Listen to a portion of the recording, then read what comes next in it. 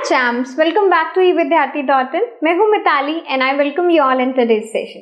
चलिए शुरुआत करते हैं अपने नेक्स्ट सेट ऑफ क्वेश्चंस के साथ। Now this is the last segment, आप कह सकते हो कि इन टेक्स्ट क्वेश्चंस। अब इसके बाद हम लोग खत्म करने वाले हैं, सो विल बिगिन। ओके, चलो देखते हैं व्हाट डू वी हैव।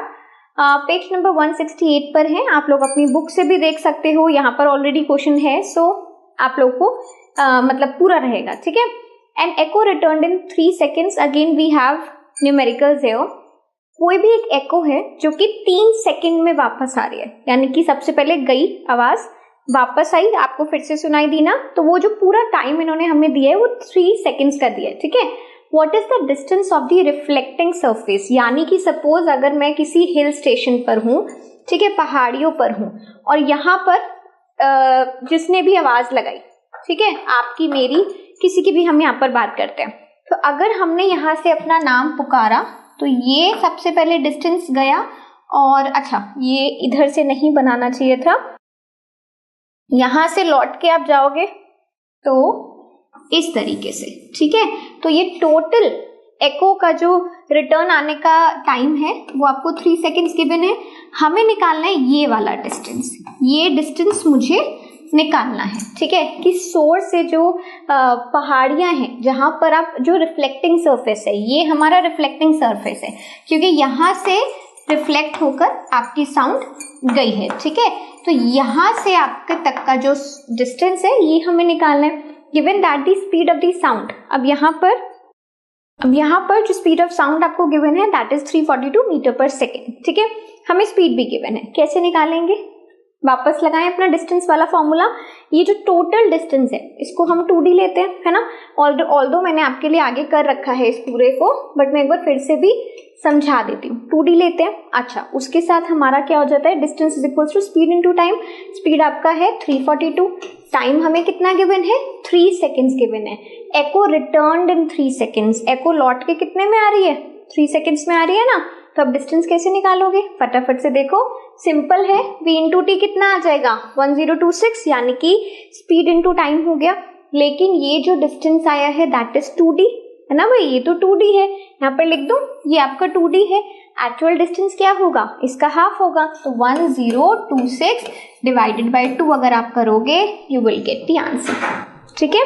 चलो 513 होगा, क्लियर हो गया। तो मैंने यही इसी चीज को आपको आगे समझाया है, एक बार मैं इसलिए करके दिखा देती हूँ सो दैट आपको पता होगी यार, सिर्फ सोल्यूशन को पढ़ना नहीं है, you know how to do that. Okay, चलो नेक्स्ट क्वेश्चन देखते हैं। अगर वो, अच्छा क्वेश्चन नहीं है, कॉन्सेप्शनल क्वेश्चन है, अगेन न्यूमेरिकल नहीं है। Why are the ceilings of concert hall curved? ये मैंने आपको अपने चैप्टर में भी जब हम लोग पढ़ रहे थे तभी बहुत अच्छे से समझाया है कि देखिए हमें क्या चाहिए कि हमारी आवाज़ गूंजनी नहीं चाहिए, यानी कि रिवर्बरेशन नहीं होना चाहिए। तो उसके लिए क्या करते हैं, रिफ्लेक्टिंग सरफेस, यानी कि जहाँ से आवाज़ टकराकर वापस हमें सुनाई देगी। सपोज हम एक कॉन्सर्ट हॉल में हैं, हम एक सिनेमा हॉल में हैं, तो वहाँ पर हमें चाहिए कि जो भी हमारे सामने परफॉर्मेंस हो रही है, इवेंट हो रहा है, वो हमें क्लियरली सुनाई दे। दिखाई देना इट्स डिफरेंट मैटर, बट सुनाई भी दे, है ना। तो उसको सुनाई, अगर उसे सुनना है हमें क्लियरली, ब्लरी नहीं होना चाहिए, तो वो ओवरलैपिंग ना हो, उस ओवरलैपिंग को कहते हैं रिवर्बरेशन। उसके लिए हम क्या करते हैं, सारी आसपास की दीवारों को कर्व्ड रखते हैं सो दैट कि आपकी आवाज ब्लरी ना हो और पूरे कॉन्सर्ट हॉल में फैल सके, ठीक है ना। So ceilings of the concert halls are curved so that sound after reflection spread uniformly in all directions. एक तो वो यूनिफॉर्मली फैले और दूसरा कि उसमें कोई भी गूंज नहीं होनी चाहिए। क्लियर हो गया। चलो ये ऑलरेडी हम लोग पहले कर चुके हैं। पेज नंबर 170 पे आते हैं। What is the audible range of the average human ear. Average human ear यानी कि ह्यूमन बीइंग की एवरेज जो रेंज हमसे पूछ रहे हैं, that we know 20 hertz to 20,000 hertz. यहाँ पर अगर आपसे ओल्डर पीपल के लिए पूछा जाता तो आप क्या बोलते, दैट दे आर सेंसिटिव, है ना, वो उनका जो पावर है, रेंज ऑफ हियरिंग है, वो कम होती है। और अगर एक बच्चे के लिए आपसे पूछा जाएगा या कुछ एनिमल्स के लिए आपसे पूछा जाएगा तो बोलोगे कि वो 20,000 हर्ट्ज से भी ज्यादा होती है, करीबन 25,000 हर्ट्ज तक। ठीक है ना। तो यहाँ पे एक एवरेज ह्यूमन बीइंग के बारे में ही पूछा जाएगा मोस्ट ऑफ द केसेस में, बट फिर भी मैं यहाँ पर एक बार लिख देती हूँ। किसके लिए? चिल्ड्रन के लिए अगर मैं लिख लेती हूँ, यानी कि अगर छोटे बच्चे होते हैं less than the age of 5 years और समथिंग, उनका क्या रहता है 20 हर्ट्ज से 25 किलो हर्ट्ज। 25 किलो हर्ट्ज का मतलब हो गया 25,000 हर्ट्ज। ठीक है, चलो नेक्स्ट देखते हैं। What is the range of frequencies associated with? Range of frequency हमें बतानी है जो कि इंफ्रासाउंड के साथ एसोसिएट हो और अल्ट्रासाउंड के साथ। अल्ट्रासाउंड के साथ greater than 20 kilo hertz, infrasound के साथ लेस देन 20 हर्ट्ज। ठीक है ना। चलो लेट्स सी द आंसर। तो हमारे पास जो भी इंफ्रासाउंड होती है, बहुत सारे एनिमल्स हैं, राइनोसोर्स हैं, एलिफेंट्स हैं, डॉग्स हैं, ये आपस में कम्युनिकेट करते हैं। कैसे करते हैं? इंफ्रासोनिक साउंड्स में। ठीक है ना। वो 20 हर्ट्ज से कम होती हैं। और अगर मैं अल्ट्रासाउंड की बात करूं तो अल्ट्रासाउंड का तो खुद का ही बहुत एप्लीकेशन है, आप लोगों ने ऑलरेडी देखा है। उसमें हमारी जो आवाज होती है वो 20,000 हर्ट्ज से ज्यादा होगी। क्लियर हो गया। चलो एक क्वेश्चन है, बहुत बेहतरीन क्वेश्चन है, मजा आएगा क्वेश्चन को पढ़ने में करने में। So let's start. वो एक सबमरीन है। Submarine emits a solar pulse which returns from an underwater cliff in 1.02 seconds. ठीक है। कोई सबमरीन है आपके पास, यानी कि पानी में नीचे रहने वाली कोई एक छोटी सी शिप। सबमरीन के अलग अलग फंक्शंस होते हैं, more of a defence kind of, but हाँ ठीक है, इसमें आपको केस में बोला गया है एक सोनार पल्स वो भेजते हैं जो रिटर्न होती है अंडर वाटर क्लिफ से, यानी कि कहीं पर एक आपके पास ये आपकी हो गई सबमरीन। ठीक है, इस तरीके से ले लो, ये आपकी सबमरीन हो गई पानी के अंदर। ये भी वैसे तो पानी के अंदर ही ऑलमोस्ट होती है। ठीक है, but deep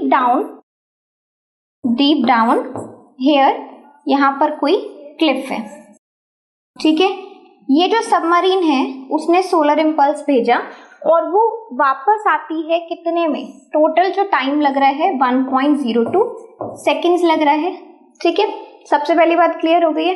if the speed of sound in salt water, क्योंकि आप समुद्र में हैं, सलाइन वाटर होगा, यहाँ पर स्पीड ऑफ साउंड आपको कितनी गिवन है? 1531 गिवन है। How far away is the Cliff? तो ये सबमरीन से क्लिफ कितनी दूरी पर है, हमें वो डिस्टेंस निकालना है, यानी कि हमें डी निकालना है। ठीक है ना।